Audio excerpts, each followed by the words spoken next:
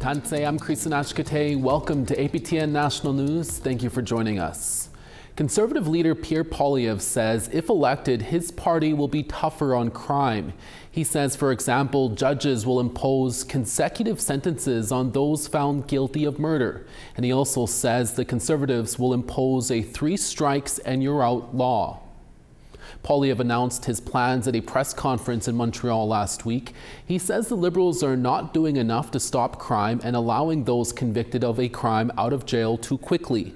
Poilievre says he will bring in tougher sentences for intimate partner violence and secure the border against drug trafficking while treating Canadians suffering from addiction. He attributes short sentences to being a reason why crime is continuing in Canada. Poilievre says a Conservative government will stop criminals who have been convicted 3 times from ever getting bail, probation, or house arrest. I'm announcing today a Conservative government will reintroduce and pass the law that empowered judges to impose consecutive sentences for killers convicted of multiple murders. The worst mass murderers should never be allowed back on our streets. For them, a life sentence should mean what it says, a life sentence. They should only come out in a box. We will do this using Parliament's legitimate constitutional authority under the Charter of Rights and Freedoms that allows Parliament to act to protect the charter rights of Canadians. 6 Nations of the Grand River, located just southwest of Hamilton, Ontario, is taking the federal government to court over what they say is a failure to ensure a reliable supply of drinking water. 6 Nations filed a statement of claim in Ontario Superior Court last week seeking a court order that would force Canada to take immediate steps to fix the drinking water issue. They also want Canada to pay compensation for harms to their health and increased fear and anxiety over the inability to access clean and safe drinking water. They also say that many members lost their connection to their culture and some members were forced to move away because of the drinking water issue. 6 Nations leadership says resolving the case could take years. Residents of the Atakakoop Cree Nation west of Prince Albert in Saskatchewan were told to remain inside their homes over the weekend after gunshots were reported in the area. Saskatchewan RCMP say several calls were made to them about gunshots in the area at around 8:47 Saturday evening. By 10:30 p.m., there was an increased police presence in Atakakoop. People were asked to avoid the area and follow any police direction provided. Since that incident, RCMP did not provide further details but said the public would be notified if there was an imminent risk to public safety. The Saskatchewan Serious Incident Response Team, or CERT, is sharing new information about the teenager who was seriously injured in Kanesatake First Nation after he was hit by an RCMP vehicle last week. On Tuesday, April 8th at around 10 p.m., 2 RCMP vehicles were dispatched to a firearms call in a home on the Kanesatake Cree Nation. CERT says both vehicles had their emergency lights on when a 16-year-old boy on the roadside was signaling them to stop. The first vehicle passed the boy, but the second one hit him. He was seriously injured and airlifted to hospital after first aid was provided by officers at the scene. CERT continues its investigation. Kanesatake is located about 130 kilometers north of Regina, just northeast of Raymore. 2 new hydroelectric stations will be built in Northern Ontario in partnership with Moose Cree First Nation, Taquatagamu Nation, and Ontario Power Generation. Ontario's Minister of Energy and Mines made the announcement in Timmins last week. CTV's Lydia Chubak reports. The province says there's a growing demand for energy, and it's been 10 years since a new hydroelectric station was built in Ontario. We need more power in this province, 81% more power in Northern Ontario, 75% more power in all of Ontario. And I think hydropower, it's the cleanest, most affordable, reliable option on the map. The province says the generating stations will take around 7 or 8 years to complete, and it says these projects will continue to involve Indigenous leaders every step of the way. The province is working with Moose Cree First Nation, Taquatagamu Nation, and Ontario Power Generation to build the stations on the Abitibi and Matagami rivers. This time, the biggest difference, we're there at the beginning, which is what we've always asked for, to be part of the discussion on any future project within our homelands. That's what we want. That's what we've always asked for. So today's announcement marks a significant event for us to actually have it happen. For the next year and a half, we'll be taking all the information back to community, informing and educating our members on what the studies look like, and from there the community will have the vote on if they want to move ahead with development or not. If approved, the stations could produce enough power for 430,000 homes. So if you're thinking about all the mining discussions that are going on, it's always good to have, some northern generating assets. Also, the transmission piece, you can't just transmit everything way up north. You need to have opportunities to have your generation in the north. We're seeing a lot of these big electricity users that are showing an interest in the area. We want to welcome them all into Timmins and area, but in order to do that, we do need to build our electricity capacities in the region. Lecce says this decision was made independent of President Donald Trump, but adds it feels really good to know the stations will be made in Canada with Canadian technology and by Canadian workers. Lydia Chubak, CTV News, Timmins. Tensions between Kanesatake's Grand Chief Victor Bonspiel and the Band Council has reached a tipping point as a recent Ethics Commission ruling has ousted Bonspiel as Grand Chief. As our APTN reporter Savannah Craig reports, there has been a long-lasting turmoil between the two as Bonspiel has made claims the Band Council misspent federal COVID relief money during the beginning of the pandemic. At some point, everything that is happening in Kanesatake can be laid at the feet of individuals. The turmoil between the former Grand Chief Victor Bonspiel and members of Kanesatake's Band Council has been going on for years, coming to a peak at the end of March when the Grand Chief was ousted by a Kanesatake First Nation Ethics Commission ruling. On April 2nd, the Band Council held a press conference to clear the air on why Grand Chief Victor Bonspiel and his sister, Chief Valerie Bonspiel, were ousted. We are now asking the government to formally acknowledge and respect Kanesatake's right to self-governance. The councillors said there were 3 points that determined this decision, one of which was requesting the federal government to get involved with Kanesatake's financial matters. An action that would have stripped Kanesatake of its financial autonomy. B, an altercation on August 8, 2022, resulting in the physical assault of Chief Denise David by then Chief Valerie Bonspiel. And C, the appellant's active participation in the forced closure of the council building by chaining its doors shut on October 25, 2024, leading to a court injunction to restore operations. Former Chief Valerie Bonspiel told APTN News via Facebook Messenger there is no evidence to back allegations of abuse, and she would never do such a thing to someone she had respected at the time. The Ethics Commission was called after the positions of Grand Chief and Chief became vacant under Code 9.1.5 in the Kanesatake Custom Electoral Code, which is when the Grand Chief or any chief misses more than 3 Mohawk Council or public meetings. Victor Bonspiel told APTN News missing meetings was as a result of toxicity between other council members, saying he couldn't meet them face to face. Leading up to this event, Victor Bonspiel had been requesting the federal government to get involved in his allegations against former Band Council members in Kanesatake. He brought it up to the Assembly of First Nations meeting in December 2024. It's been 4 years now that investigation's been going on, and it's with the Sûreté du Québec who's leading the investigation. And the federal government has yet to be involved in that investigation. And I have yet to hear from the federal government on what they think about their money being spent.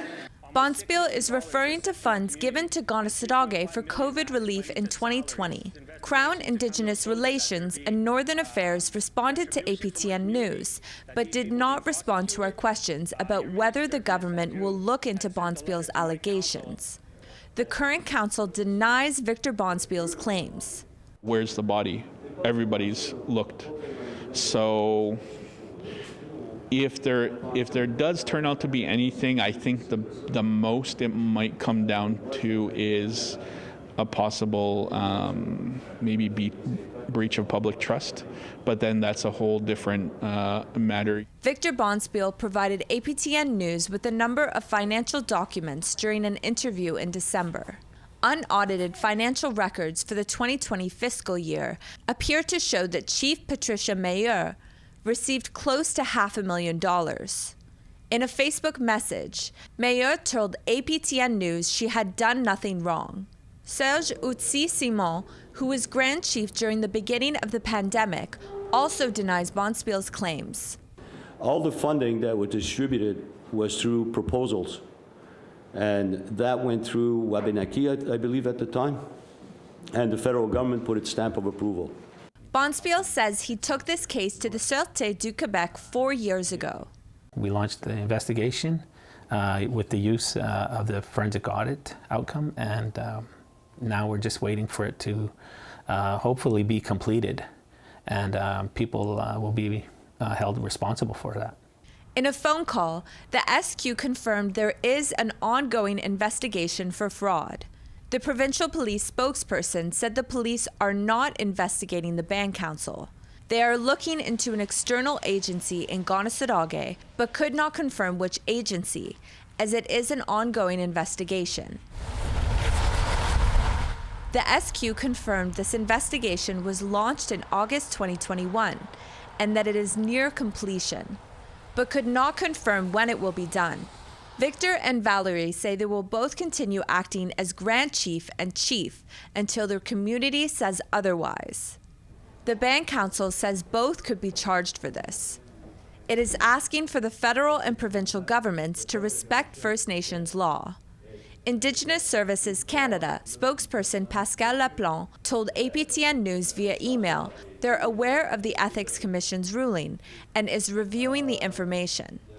Savannah Craig, APTN National News, Kanesatake, Mohawk Territory. Our Sav Jonesa recently hit the streets to get your thoughts on the upcoming federal election. That story coming up after these messages.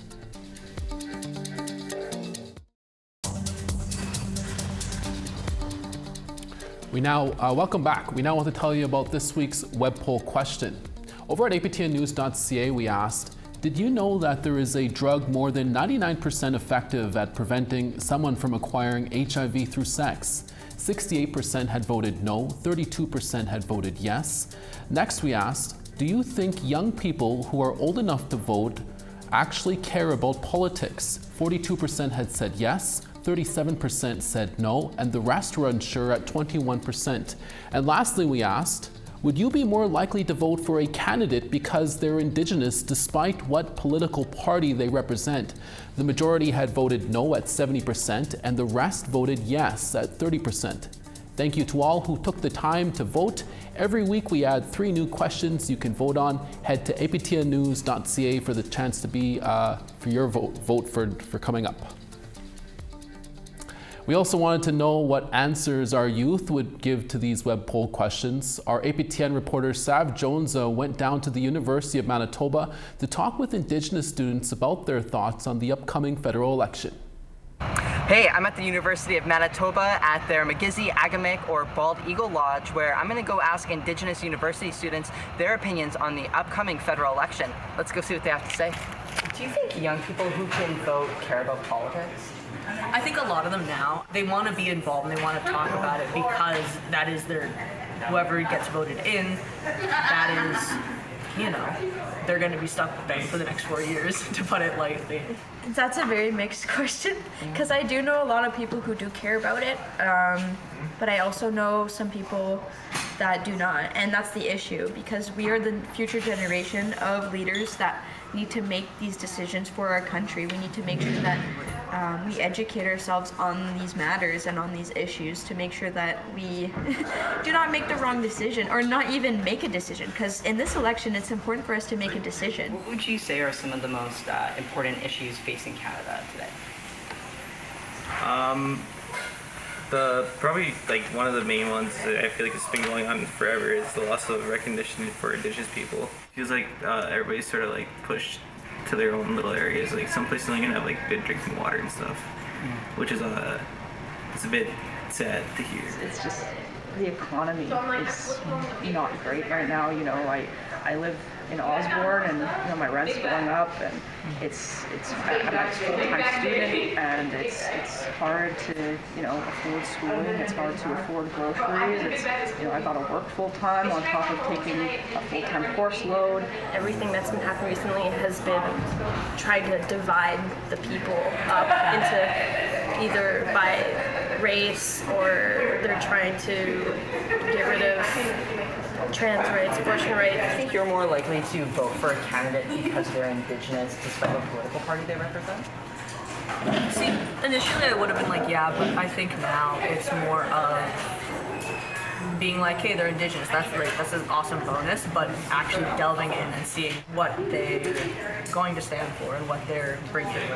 Like, it doesn't fully sway my vote, but I definitely am like, oh, that's, like, I like that fact. As long as they carry those values of traditional cultural Indigenous approaches to bringing it to the government and implementing it in our provincial and federal groups, like that's a huge aspect for me, and I would vote no matter what the party was. At the end of the day, you have to kind of look at what party they're representing, and if the party themselves and everyone surrounding them are promoting something or doing something that you don't agree with, I think regardless if they are Indigenous and they have that we have that underlying connection, I still think it's very important to look at the party as a whole and not just the figurehead, I would say.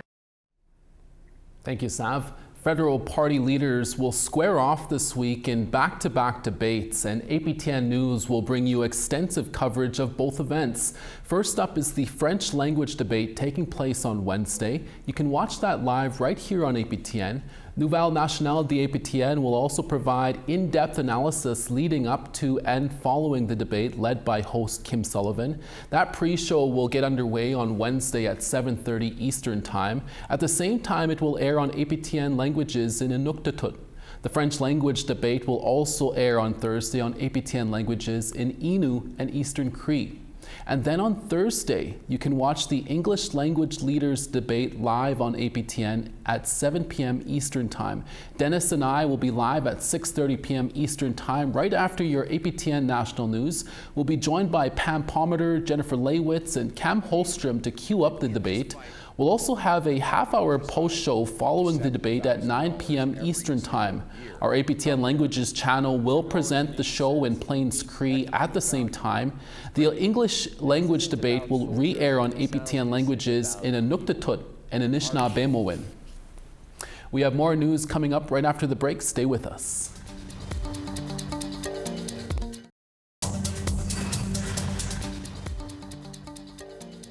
St. John's 8, Charlottetown 1. Nain -2, Happy Valley Goose Bay 2. Saguenay 9, Quebec City 10. London 9, Toronto 11. Wawa 6 in rain, Thunder Bay 2 in rain. Churchill -11, Norway House -1.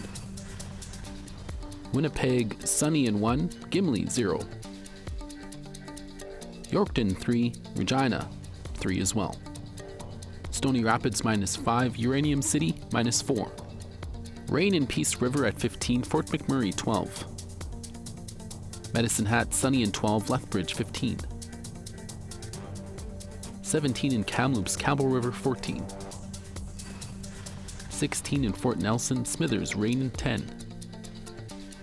Old Crow 3, Watson Lake 7. 16 in Fort Simpson, Watee 2. Fort McPherson 2, Colville Lake -2. -15 in Whale Cove, Chesterfield -16. And Arctic Bay -16, Iqaluit -7. Thanks for staying with us. A set of coloring books and affirmation cards have been released in the Northwest Territories. They're aimed at supporting victims of gender-based violence and the residential school system. APTN video journalist Bruce Dela Cruz has more. More than 50 illustrations are featured in these coloring books and affirmation cards, which were released in late February. They are the result of a series of workshops for employees of the Northwest Territories and Nunavut Council of Friendship Centers that took place last year. They discussed how to better handle the effects of gender-based violence and the trauma of the residential school system with the use of love languages. The coloring books and affirmation cards came after the fact, and it was just an idea of like, how can we create a product or like, a tangible item that the people that attended the workshop can take home with them. Kyle Bird speaks for the project. He is the CEO of the Friendship Centers Council. He says the book and the cards centered on the phrase, "I knew I was loved by you when." Workshop participants were asked to think of a parent or loved one and fill in the rest of the phrase with their own experiences. Like, for myself, like my words are not in the coloring book or in affirmation cards, but I could relate to a lot of them as being an Indigenous person of the North. And I could see myself hearing these sentences spoken to me or thought about when with my own family and my own, working with, my aunties and my uncles, my father and my mother, my grandparents. So it definitely is like a healing craft for sure. The artist behind the illustrations is Elaine Landry. She is Decho Dene from Fort Providence. It's so cool to see it in person and just getting to go through it. It's like, yay, I did this. Elaine's illustrations were drawn in a very modern fashion, which she says was intentional. I wanted to illustrate Indigenous characters with a happy family with a bit of a modern style to normalize Indigenous people in today's society and in the art world without the stereotypical stigma. And Elaine had another intent, to have every illustration be of Indigenous women. I wanted to reflect of how strong Indigenous women can be, and because of sexism and racial profiling for Indigenous women. So getting to empower and modernize Indigenous women in contemporary art and digital art especially, and identifying as an Indigenous woman, I want to show that I can do so much more as everyone else. As for Kyle, he says it's important for Friendship Center workers to confront the trauma of violence instead of burying it. We're working on healing ourselves and also gaining knowledge on gender-based violence. But at the same time, once we work on ourselves, we can support others. And sadly, we all deal with the trauma. In order to support their work, the Council of Friendship Centers are looking to release more crafting activities, such as puzzles, in the near future. The coloring books and affirmation cards have been handed out to several organizations and clients and are available for pickup at Northern Friendship Centers. Kyle says that they will keep printing out as many copies as they can to keep up with the overwhelming demand. Bruce De La Cruz, APTN National News, Yellowknife. Thank you, Bruce, and looking sharp as well. That's your daytime newscast for this Monday, April 14th. We're back again in a few hours for your evening newscast. Please join us then. From all of us at APTN National News, hi miigwech masicho, thank you for watching, and we'll see you again. Ekse.